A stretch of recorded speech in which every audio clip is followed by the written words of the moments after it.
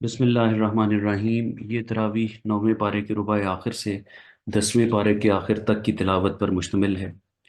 سورہ انفال میں مال غنیمت کے بارے میں ارشاد باری تعالیٰ ہے کہ مال غنیمت کا 5واں حصہ بیت المال میں رکھا جائے۔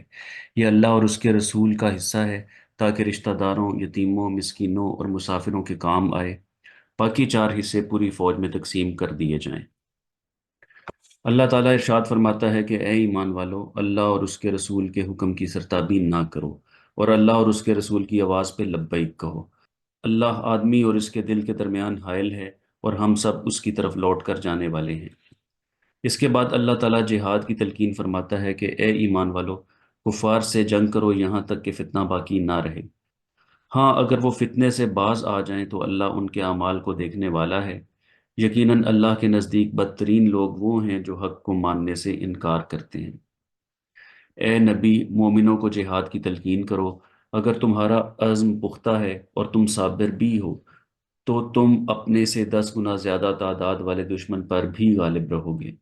جنگ کے قیدیوں کا محض فدیہ حاصل کرنے کی خاطر قید رکھنا مناسب نہیں۔ وقت اور موقع کا تقاضا اگر ان کی ہلاکت ہی ہے تو دشمن کو کچل دینا ہی بہتر ہے۔ اس کے بعد مہاجرین اور انصار کے بارے میں ارشاد باری تعالیٰ ہے، جو لوگ ایمان لائے اور جنہوں نے اللہ کی راہ میں گھر بار چھوڑا، ہجرت کی تکالیف اس کی رضا اور خوشنودی کی خاطر برداشت کی، اور دوسری طرف جنہوں نے انہیں پناہ دی اور مدد کی، وہی سچے مومن ہیں، اور ان کے لیے بخشش اور بہترین رزق ہے۔ مہاجرین اور انصار بھائی بھائی ہیں، لیکن ایک دوسرے کے وارث نہیں۔ اب سورہ توبہ شروع ہوتی ہے۔ سورہ توبہ کے شروع میں بسم اللہ نہیں پڑھی جاتی، کیونکہ نبی صلی اللہ علیہ وسلم کا بھی یہی طریقہ تھا۔ اس سورہ میں صلح حدیبیہ کا ذکر فرمایا گیا ہے کہ کفار قریش نے حسد کی بنا پر صلح حدیبیہ کے صلح نامہ کو توڑ دیا تھا۔ اللہ تعالیٰ نے ارشاد فرمایا ہے کہ اللہ اور اس کے رسول کی طرف سے مشرکوں کی ذمہ داری ختم ہو گئی جنہوں نے معاہدہ کو توڑ ڈالا۔ حج اکبر کے دن اللہ اور اس کے رسول کی طرف سے یہ اعلان کیا گیا کہ اللہ اور اس کا رسول مشرکین سے بری الذمہ ہیں۔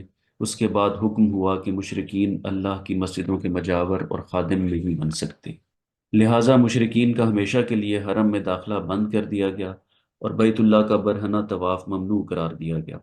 مسلمانوں کو ہدایت دی گئی کہ اگر تمہارا باپ اور بھائی بھی حالت کفر میں ہوں تو ان کو اپنا رفیق نہ بناؤ۔ اللہ تعالیٰ نبی سے ارشاد فرماتا ہے کہ جہاد کے سلسلہ میں لوگوں کے عذر قبول نہ کیجیے، یہ لوگ جھوٹے ہیں اور بہانے تراشتے ہیں۔ اے نبی، فاسق اور منافق کی قسموں کا اعتبار نہ کیجیے، یہ ہرگز آپ میں سے نہیں ہیں۔ انہیں جب موقع ملے گا آپ کو چھوڑ کر بھاگ جائیں گے۔ منافق مرد اور منافق عورتیں سب ایک سے ہیں، ان پر اللہ کی پھٹکار ہے۔ ان کی نماز جنازہ تک ممنوع فرما دی گئی۔